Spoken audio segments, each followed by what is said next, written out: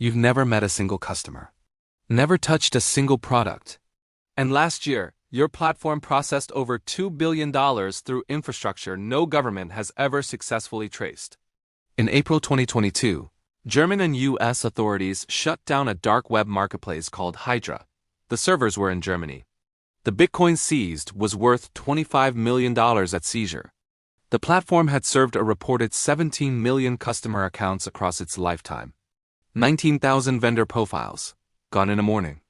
Right now, you're watching this on a browser that logs every click, every search, every IP address.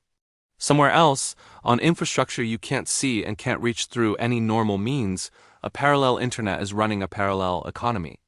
But you didn't start there. Nobody starts there. You started exactly where everyone starts. Curious, careful, and with absolutely no idea what you were walking into. It starts with a download. You've read about it. The dark web, the hidden internet. The place everyone has heard of and almost no one has actually seen. You find the browser. It's called Tor. You click install. Here's the first thing that surprises you. It looks exactly like Firefox. No dramatic transformation. No warning screen. No digital darkness. It opens and it looks like the browser you've used since you were 14. The only difference is a connection indicator. It routes your traffic through 3 separate encrypted relays, nodes. They're called in 3 different countries before it reaches anything: Romania, Finland, Japan, a chain of servers that makes your origin invisible to anything at the other end. What you're using was invented by the US Naval Research Laboratory in the 1990s, built for secure government communications. Open-sourced in 2004, used every day by journalists working under authoritarian governments, by intelligence officers, by privacy researchers, and by law enforcement, the same agencies that will later hunt people who went further than you're about to. You sit there, looking at a browser, feeling nothing. You were expecting something to feel different. It doesn't. You just did something completely legal. But you also just stopped being traceable. The dark web is not a place. That's the first thing you learn. It's a collection of addresses. Strings of random characters ending in .onion, a suffix that only resolves inside Tor. You can't Google them. You find them through directories. Hand-curated link lists that look like websites from 2002, raw HTML. Times New Roman. Columns of blue hyperlinks, most of which are dead. You click through dozens of broken pages. Then you find one that loads. It's a forum. Long threads. Hundreds of posts. But nothing about what you expected. The conversations are about encryption standards. About government surveillance programs. About operational security. OpSec, they call it. How to stay invisible. How to communicate without leaving a trace. How to exist in digital space without the digital space knowing you exist. Nobody uses a real name. Nobody is performing for an audience. There's no like system. No follower count. No algorithm rewarding outrage. The conversations feel more honest than anything you've read on the regular internet in years. You bookmark 3 pages. You come back the next night. You expected danger. What you found first was paranoia, and you started to understand why it was justified. Then you find it. Not from a forum post. Not from a guide. You find it the same way everyone does, by going deeper than you planned to, 1 link at a time, until you click something and the page takes longer than usual to load, and when it does, you just sit there. The design is clean. Cleaner than you expected. There's a search bar, categories, vendor profiles with ratings, a star system. Written reviews from verified purchasers. A dispute resolution process. Customer service guidelines.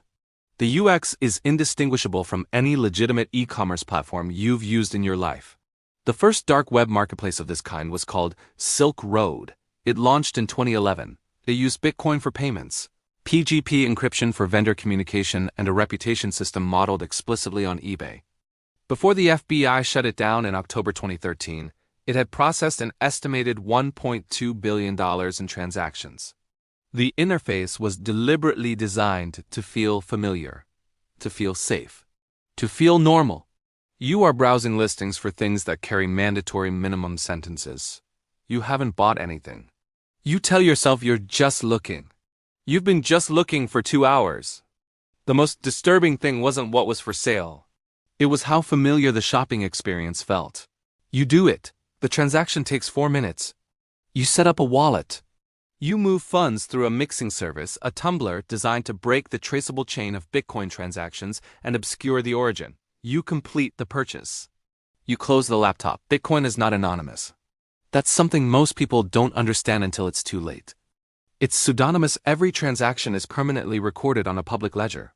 IRS criminal investigation and the FBI have successfully traced Bitcoin flows through forensic blockchain analysis, identifying buyers and vendors who believed they were invisible.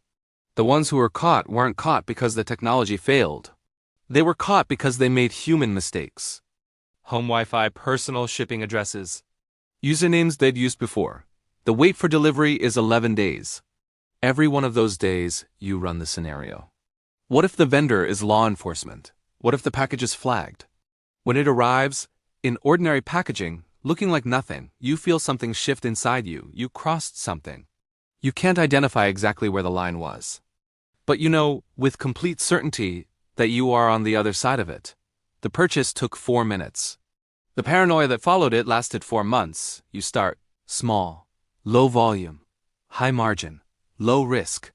You build a vendor profile under a name that has no connection to any identity you've ever used. You set up a dedicated device, one that has never been connected to your home network. Never accessed your email, never touched anything you own. You access the market only from public connections, rotated constantly. This is what OpSec operational security looks like in practice. The vendors who lasted longest maintained strict compartmentalization. Separate devices, separate networks. Debt drops instead of personal addresses. Legitimate-looking businesses as financial cover. The most successful ones were running 5-star operations across hundreds of transactions before law enforcement identified them. And when they were identified, it was almost never because of something they did at the height of their operation. It was a mistake made at the beginning, when they weren't yet thinking carefully enough. Your reviews accumulate. 5 stars, then more. You have regulars. You have a reputation built under a name that doesn't exist, on a platform that technically doesn't exist, for customers you will never meet. You check your vendor rating with the same frequency you once checked social media. The dopamine loop is identical. You have a 5-star business. Your customers genuinely love you. Your identity doesn't exist. You stop selling. You start building. You recruit vendors. You build infrastructure. You write terms of service. You implement a dispute resolution system. You hire administrators, people you've never met, working under names you can't verify, in countries you'll never visit. You take a percentage of every transaction. You never touch a product. You are the infrastructure.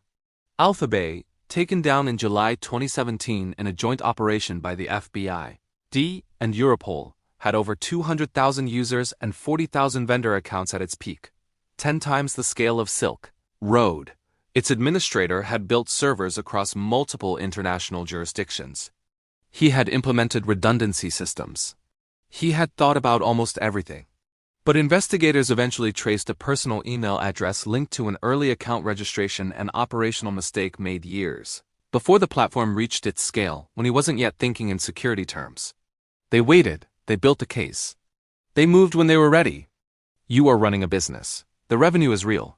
The structure is more complex than most legitimate companies you could name. Somewhere in a federal building in a city you've never visited, a task force has opened a file. The code name on the file bears no relation to any name you've ever used. You are running a business that processes more transactions per day than most legitimate companies.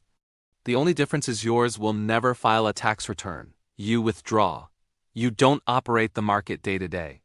You built the systems. You recruited the people who run it now. You communicate through encrypted channels with individuals whose real identities you've deliberately never learned. That way you can expose them, and they can expose you. The most sophisticated operators documented in court records used air-gapped computers, machines that have never been connected to any network, for sensitive operations. They moved funds exclusively in Monero, a privacy-focused cryptocurrency. They maintained strict physical separation between their digital operations and their real-world lives. The ones who were caught because of something small, something early, something made before they were thinking carefully enough. You live an ordinary life now. You pay rent, you go to the grocery store at normal hours. You talk to your neighbors, you have a gym membership. You watch the same shows everyone else watches. Nobody looking at you sees anything.